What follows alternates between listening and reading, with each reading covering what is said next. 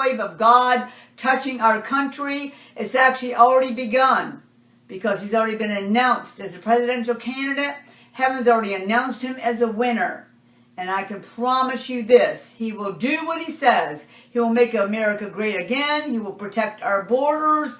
That wall is not being built to keep people out. It's being built to keep evil out. Drug pushers, terrorists, all those who want to destroy our country that are coming up through that way. And let me tell you, it's going to be stopped. But God, at the same time, will begin to touch Mexico. You know why? It's part of this continent.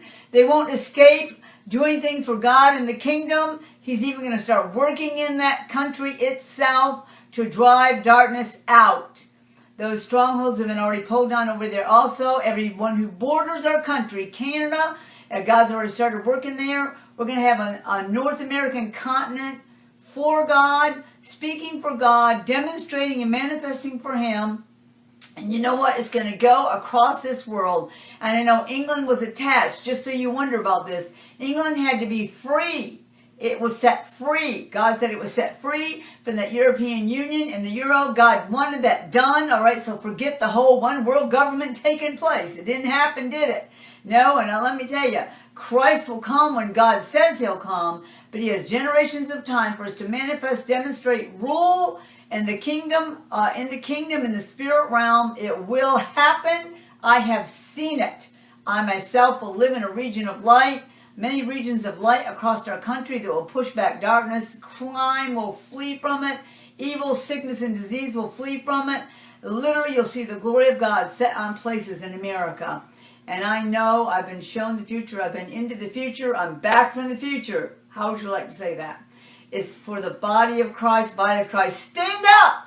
Stand for life. Don't be deceived by the kingdom of darkness, all right? That are the platform. They're deceived. They don't even want you to come dressed as an American. They don't want to talk about Americans. They certainly don't want to talk about God or Jesus. They want to wipe Him out of our country.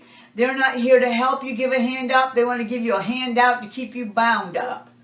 Let me see. Let me tell you, God is going to have His way. And if you're a believer, I'm praying for you, even if you're in deception right now or in denial. I'm praying for you. Father, open the eyes of your children.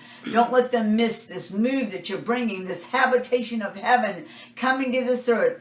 It's not just a paradigm shift. It's a time shift. It's a lifestyle shift. He doesn't want to change your life. He wants you to have a whole new lifestyle. In 2004-05, the Lord began dealing with me, and He said that the two primary political agents in the United States that were trying to capture the government was the spirit of Jezebel and the spirit of Phariseeism.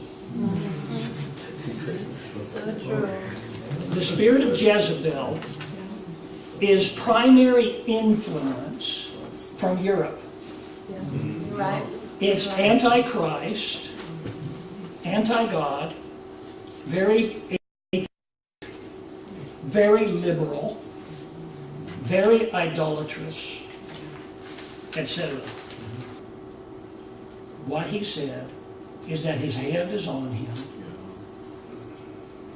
and that the dogs of hell were trying to destroy him.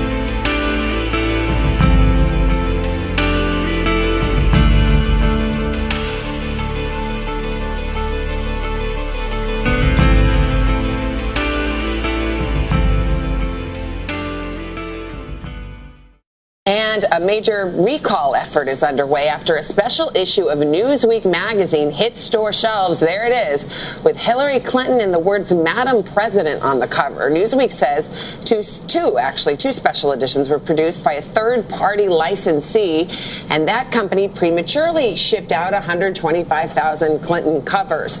Retailers were told not to put issues on sale prior to the election, but a handful did. About 17 were sold. Work is underway to get those covers out of the stores and have them replaced with the President Trump version that was also printed up. Wow. Mind you, the old Dewey defeats Truman. What I want them to say. Newsweek. What I want to say. 500 days since Donald Trump was inaugurated, and after months of predictions that a Trump presidency would leave this country in ruins, well, it is now undeniable that the entire world is seeing massive, serious progress under the president's leadership. We have pending talks with the North Korean dictator. That's just days away. We're going to talk about the denuclearization of the Korean peninsula. That now weighs in the balance in the interim. Let's see. Kim Jong-un has halted all of his missile tests. No more missiles being fired over Japan in the interim. He literally is destroying one of his nuclear test sites. It's been disabled. Don't forget, 3 American hostages were also returned, and he walked over to the DMZ into the arms of the South Korean president. All good news. Not a dime paid, like in the case of Obama or Clinton, in showing peace through strength works. And also breaking today, 3 longtime North Korean generals have been fired by Kim Jong-un, another good potential sign of North Korea's commitment towards serious reform. And meanwhile, on day 500, the Trump presidency, let's see, we've seen so many great developments right here at home. We don't even have the time to list them. Look at the side of your screen. Nearly 3 million plus jobs have been created, 300,000 in manufacturing alone. The unemployment rate, an almost unprecedented 3.8%, the lowest in 50 years. We have, for African Americans, all-time low unemployment rate. Same with Hispanic Americans. Same for women in the workplace. 14 state record lows as it relates to unemployment. Consumer confidence, 17-year high. Now, this after passing a historic $3.7 trillion tax cut and cutting 22 regulations for every new one enacted.